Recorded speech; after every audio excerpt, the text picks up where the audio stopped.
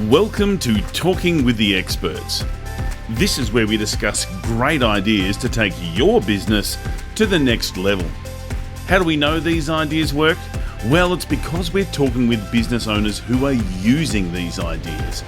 Business owners who have years of experience and expertise. All things business by business owners for business owners. And now, here is your host, Rose Davidson. Sometimes business owners may not know what steps to or which next step to take in their business finances or finances in general. In episode 413, Candice Bakx-Friesen discusses this with us. So what is the type of client that you serve? It tends to be small business owners. So those small entrepreneurs, it could be that they've been in business for a while, or it could be that they're just starting out. And again, sort of getting them to the next point in their business, whatever that looks like. So if they're just starting out, okay, have you thought through what your business plan is and where your income is going to be coming from, who's your target client, all that kind of stuff. And if it's a business that's already going, oftentimes we can only get to a certain point, and then we have either mindset blocks or different things that we struggle with. And it could be confidence in sales, right? We could take it to a certain level and then this is where I end up, right? So taking it to that next level, again, it involves some type of shift or getting... Talking with the Experts. Hi, I'm Rose Davidson from Talking with the Experts. I'd like to take this opportunity to thank Global Glamping Charities for their valued support. Global Glamping Charities, solving homelessness in all its forms. Reach out to them at globalglamping.org. Do you love your podcast and dislike the editing and uploading to the various platforms?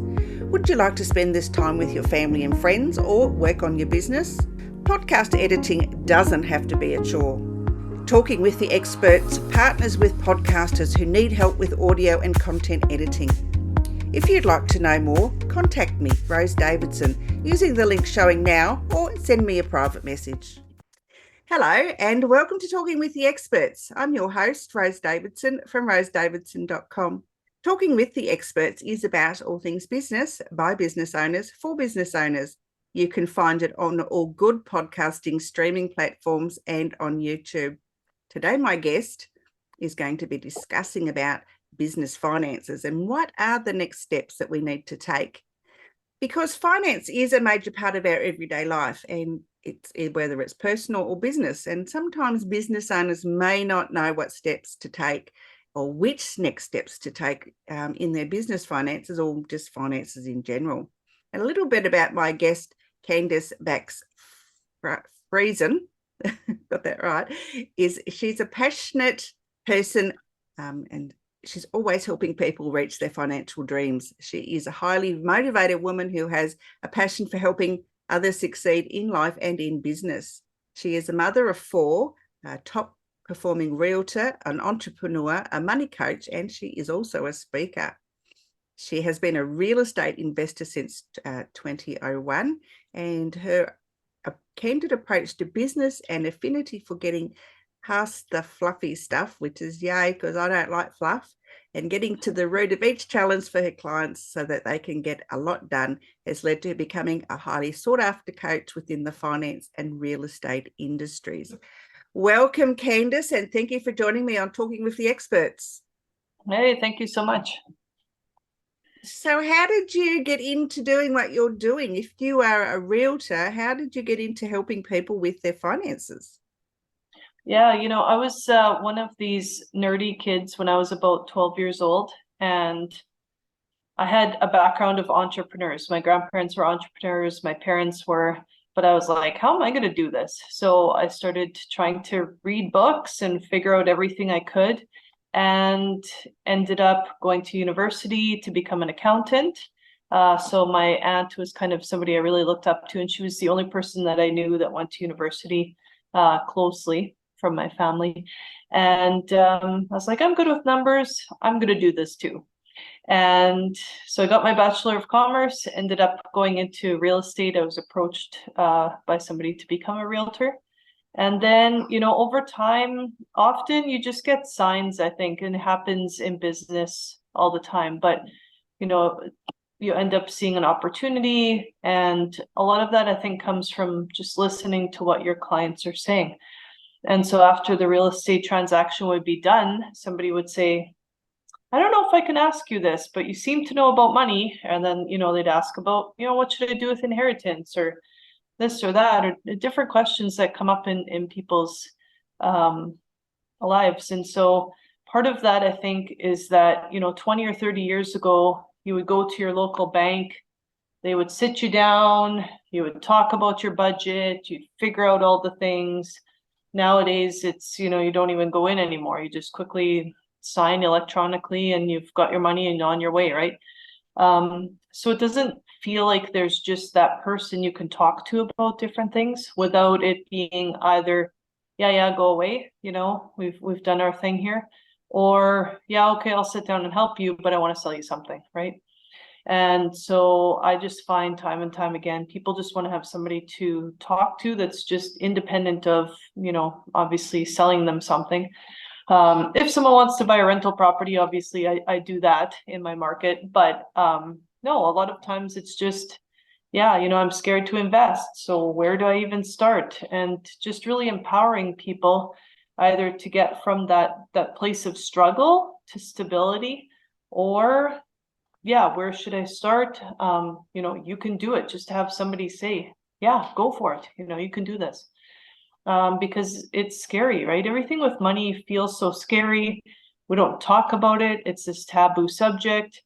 Nobody feels like they've got it together. Even if you have a lot of money, you're like, I'm still probably not doing as well as, my neighbor or the other person in business that I'm competing against. Or if you have a lot of money, you're worried about losing the money. So everybody's got some kind of money concern. And so, so from there, I just realized, helping people with real estate is fantastic, but there's this, really rewarding aspect to helping people with money and figuring that out. And so, I work with teenagers. I'm doing a money and teens course right away, to individuals, to couples, to, entrepreneurs. So it's been really good. Oh, excellent. It's sort of like you fell into it, basically. Yeah, definitely. Good.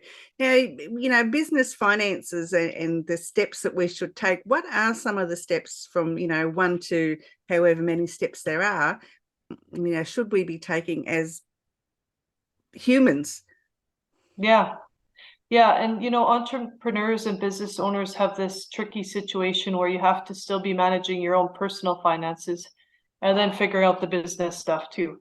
I think that one of the first places you want to start is really to kind of get to that ground zero, right? Of like, where am I at? And take stock of what's going on in the business. And I think, again, whether that's your personal life or your business, you're probably going to have some surprises, right? Like, oh my goodness, I didn't realize I was spending that much. Or, oh, I thought I was making a lot more. Or, oh, shoot, I've got a tax problem, right? So there's always, it seems, some kind of surprise. And so we just have to get to that ground zero. Where am I at? And then from there, where do I want to go, right? So do I want to increase my sales? Do I want to look at my expenses? And then what are the action steps associated with that? So it's easy to say, oh yeah, I'm going to increase sales by 20% this year.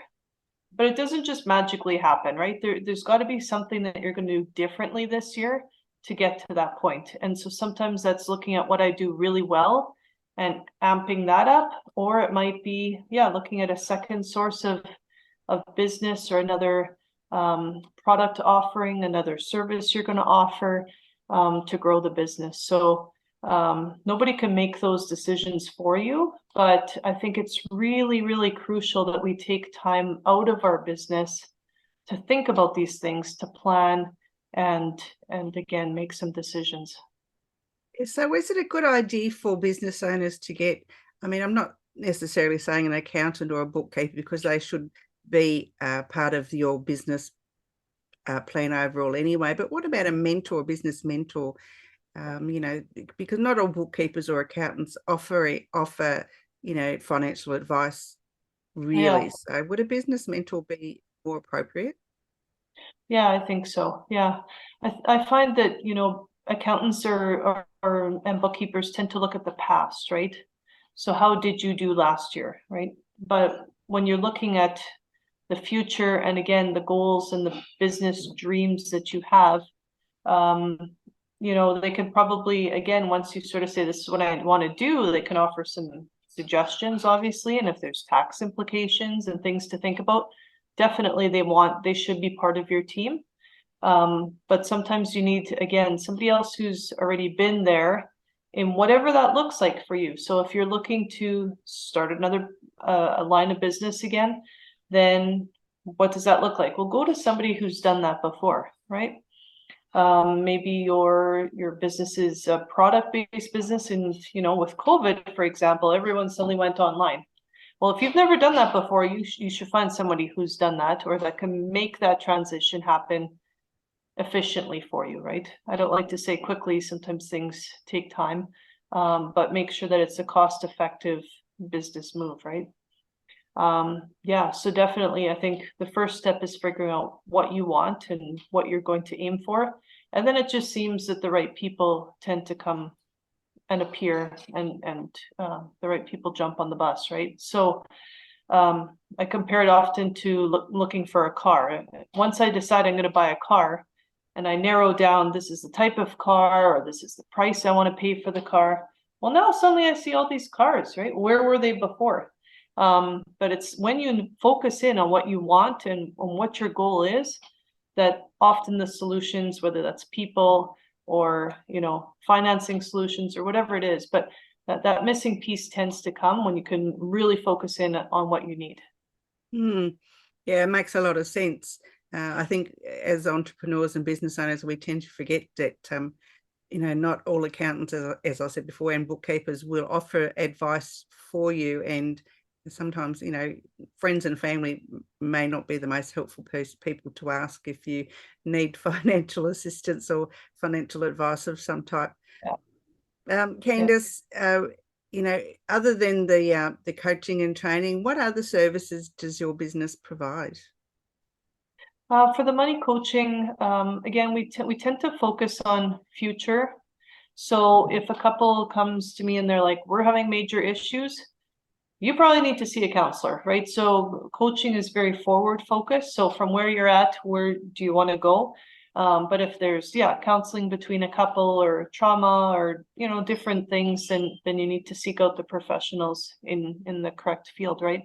But yeah, we have, again, what we offer is mainly coaching for either teenagers, couples, individuals, or entrepreneurs. And so we've got our main course is called The Money Method, which really just covers the basics for individuals, moving forward through all the different stages of life and, making sure you've got a will and all the pieces and learning about investments, figuring out what kind of investments you want. And then for the business coaching, it tends to be very individualized and coaching versus kind of a course. Because again, there's so many moving parts and every business is so different.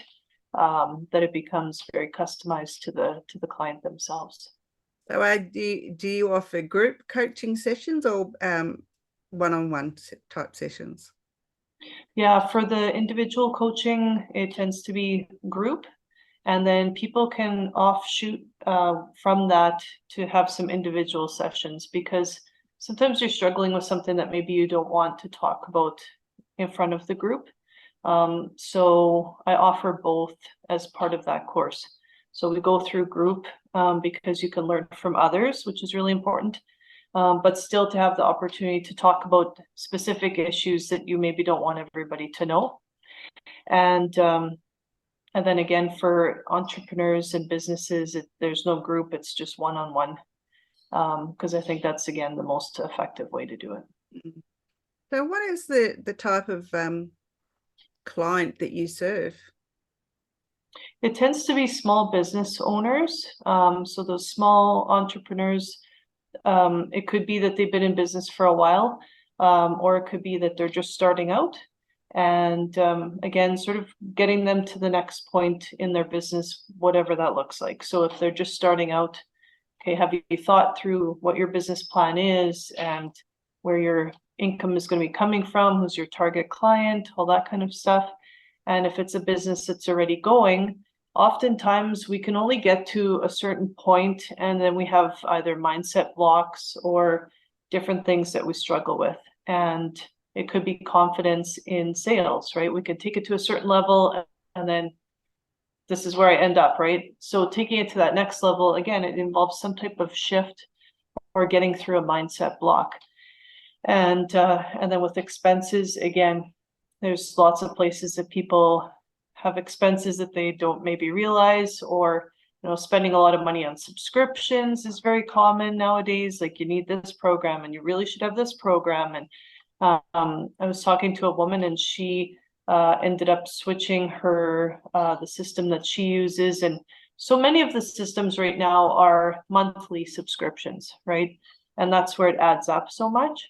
But yeah, she was, just by making a change and negotiating, she was able to reduce that by, I think, $150 a month. That's just one little change, right? And that's where it pays to do this, right? It pays to really audit your business and look through all the different pieces, because it's just a few little tweaks sometimes that can really make a difference. And those expenses add up quickly. So. Oh yeah, I can vouch for that, because I run 2 podcasts and a business, and yeah, my expenses are quite a lot every month. And I've just been cutting back on things that I could use the free version of whatever program or app that I'm using, because really having a paid version is all very nice, but you don't always use all the bells and whistles that come along with it. So Yeah, I can absolutely empathize with that. Candice, as part of someone's business plan, I know there's supposed to be a finance plan as well, but how does one set out a finance plan? Because I know a lot of business owners don't set one up. no. And I think that, one of the things I did with the business recently was just looking at what are your expenses. And again, it was just like, I don't know, I just pay things. It just kind of all works out, right? So creating that budget, and then, taking all the different expenses, having little categories and funneling money into each of those pieces, right? So making sure that people understand cash flow versus expenses, right? So at certain times of the year, you might need more cash, but when your money is just coming in fairly regularly, how are you going to account for that?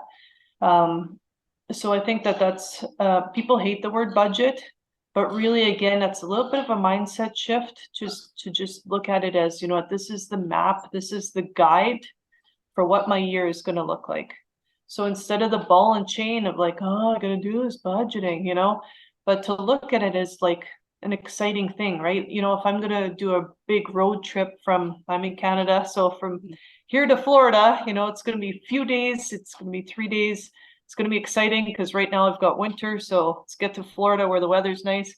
I don't just hop in the car and go, right? I make a plan, and I make sure I've got gas. I know where I'm gonna stay, and if things happen, I kind of plan for the unexpected, and okay, now I'm ready to go on my trip. So I don't know why we think that we can run a business and not have a plan, right? So that's really, I think, the basics of it. And we look for the instant gratification. We look at, success on Instagram, and I can just do this like everybody else. But in the end, it all goes back to the same thing, the famous saying, right? Failure to plan is planning to fail. So have those plans in place, make the regular reviews and revisions. And I think bottom line is to take that time out of being in the business to step back, look around, and make those adjustments that you need. Yeah, I think it's really important to stay on top of your finances.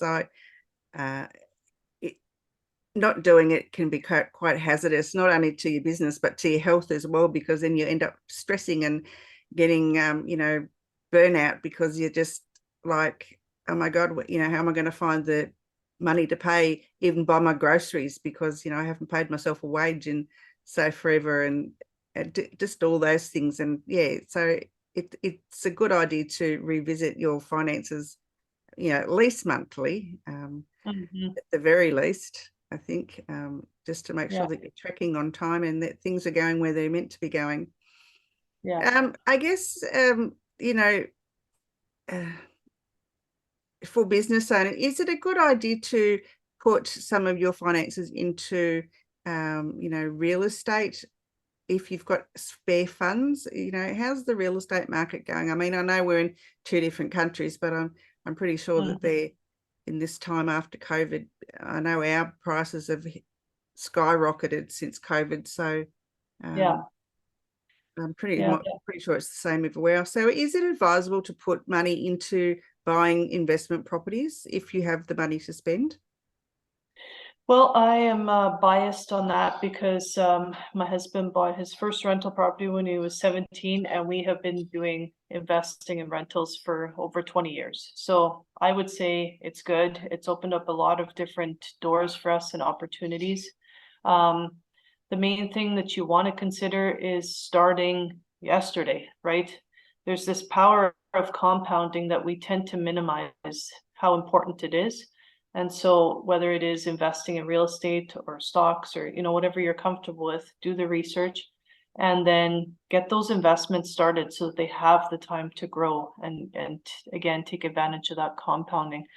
But when we look specifically at real estate, there's three sort of ways that you can benefit from real estate. And that's, the appreciation, which is what you were talking about, values just going up naturally over time.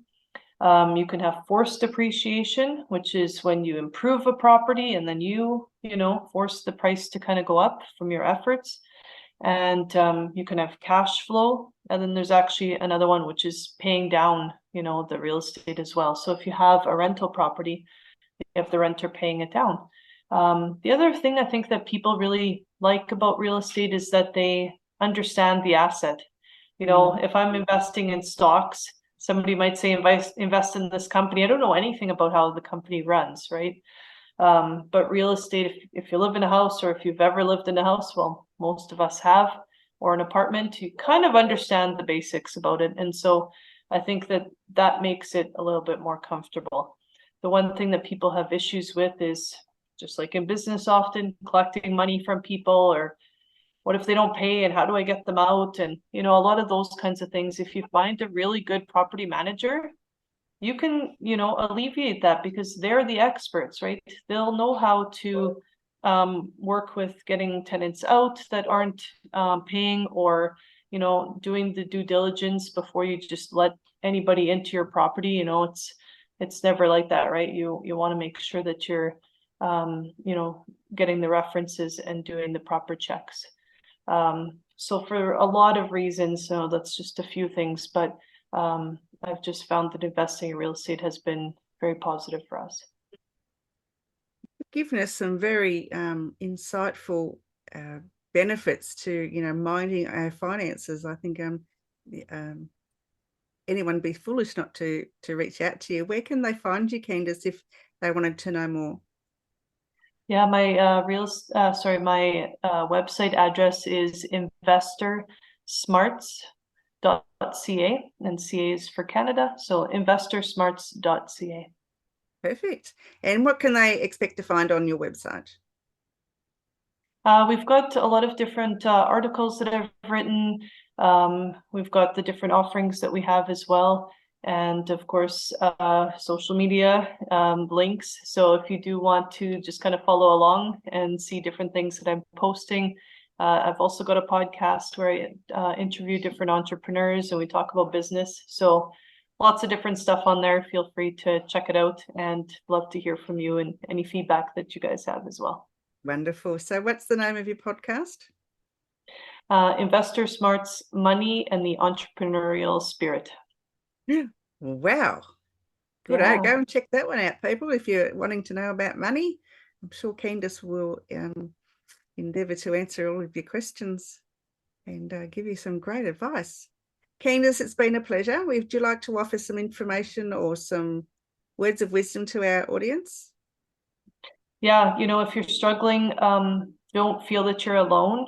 Like I said, everybody has a struggle, and it doesn't matter if you are at the point where you're like, I don't know how I'm going to pay my bills, to I've got a lot of cash and I'm so afraid to do anything because I'm going to lose money, right?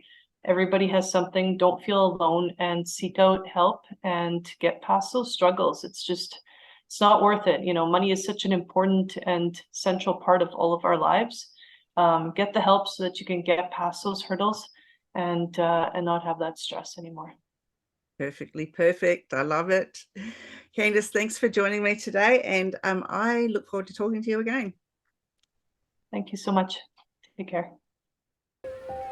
You've been listening to Talking with the Experts, hosted by Rose Davidson. Make sure you have a look at our back catalogue over at talkingwiththeexperts.com, and be sure to subscribe to our podcast so you don't miss out on any episode. We look forward to your company next time.